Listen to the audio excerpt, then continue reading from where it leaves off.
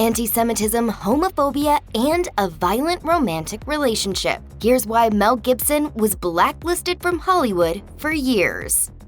In the early morning of July 28, 2006, Mel Gibson was pulled over on the Pacific Coast Highway for drunk driving. At the time of the stop, Gibson was doing 87 miles per hour in a 45 mile per hour zone and had a blood alcohol level of 0.12, 4 points over the driving limit in California. Celebrities unfortunately get arrested for DUIs all the time, but what made Gibson's stop newsworthy was his vitriolic remarks directed towards Jewish people. According to TMZ, the Lethal Weapon actor became increasingly irritated during the stop, tried to run away from the officer, and went into a racist, profanity-filled rant about Jewish people. Gibson was arrested and brought to the police station, where the remainder of the encounter was videotaped, documented, and made public. Gibson has since apologized for the incident, but does stand firm in the fact that he was a victim too. He told Variety's Playback podcast in 2016, "I was loaded and angry and arrested. I was recorded illegally by an unscrupulous police officer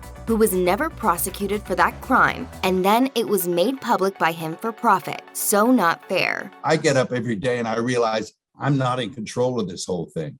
And no matter what happens, I just ask for the grace to be able to deal with it. Mel Gibson's 2006 DUI arrest was not the last time the actor made anti-Semitic remarks.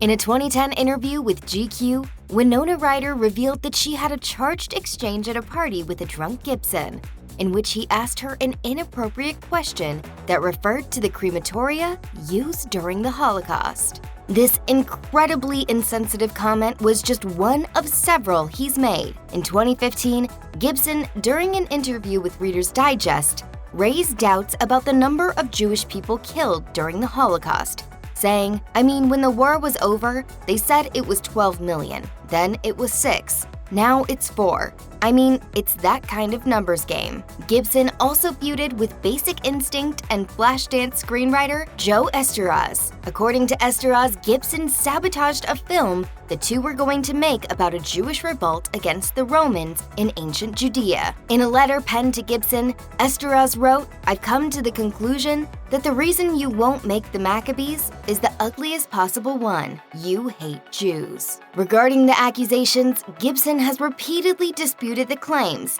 and alleged that they are false.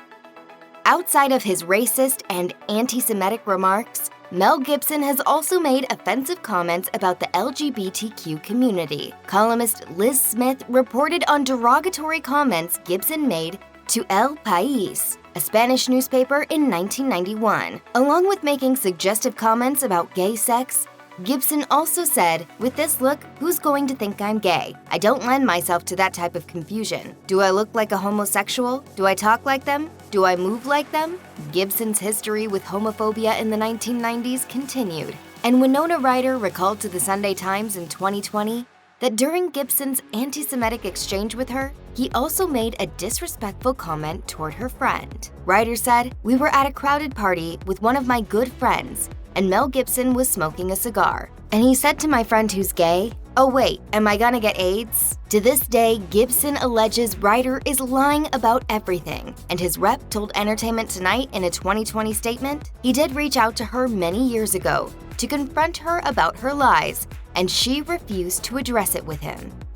Following his controversies, Mel Gibson was essentially blacklisted from Hollywood. The actor, who was one of the biggest stars in the 1980s and 1990s, only acted in 6 films between 2006 and 2016. Despite this, Gibson has had a number of people rallying for a comeback. Journalist Alison Weiner wrote a lengthy essay in 2014 for Deadline, asking Hollywood to forgive Gibson, saying, "On the occasion of this 10th anniversary of Passion, a film about an innocent man's willingness to forgive the greatest injustice, I propose to Hollywood that it is time to forgive Mel Gibson." Though he appreciates the support, Gibson doesn't understand why he was blacklisted in the first place, saying in an interview, And forgive what to begin with? What are they asking for? It's almost like, can you please forgive me for what? What did I do, really? Of course, he hasn't been completely blacklisted. Gibson's film Hacksaw Ridge was nominated for 6 Oscars in 2016, winning for Best Film Editing and Best Sound Mixing. As an actor, the controversial figure seems to be making a comeback in Hollywood. In the year 2022 alone,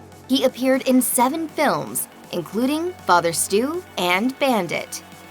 Anti-Semitic remarks are enough to tarnish a person's career, but when domestic violence gets thrown into the mix, reputations are transformed forever. Around the time of his separation from Robin Moore, Mel Gibson went public with his relationship with Russian songwriter Oksana Grigorieva in 2009. The couple very soon after welcomed a daughter, Lucia Gibson, on October 31, 2009. As quickly as the pair's relationship took off, it crashed and burned in front of the public eye. On June 25, 2010, Grigorieva filed a restraining order against Gibson, following an altercation in which Grigorieva alleges that Gibson punched her repeatedly, broke a tooth, and gave her a concussion.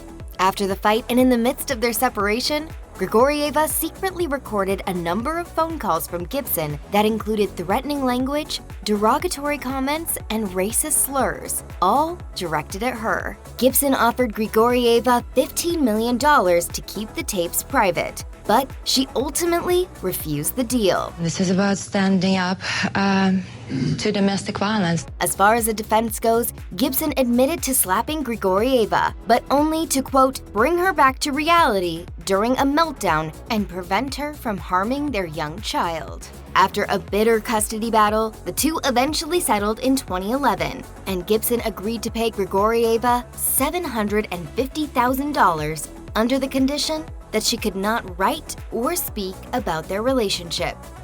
If you or someone you know is dealing with domestic abuse, you can call the National Domestic Violence Hotline at 1-800-799-7233. You can also find more information, resources, and support at their website.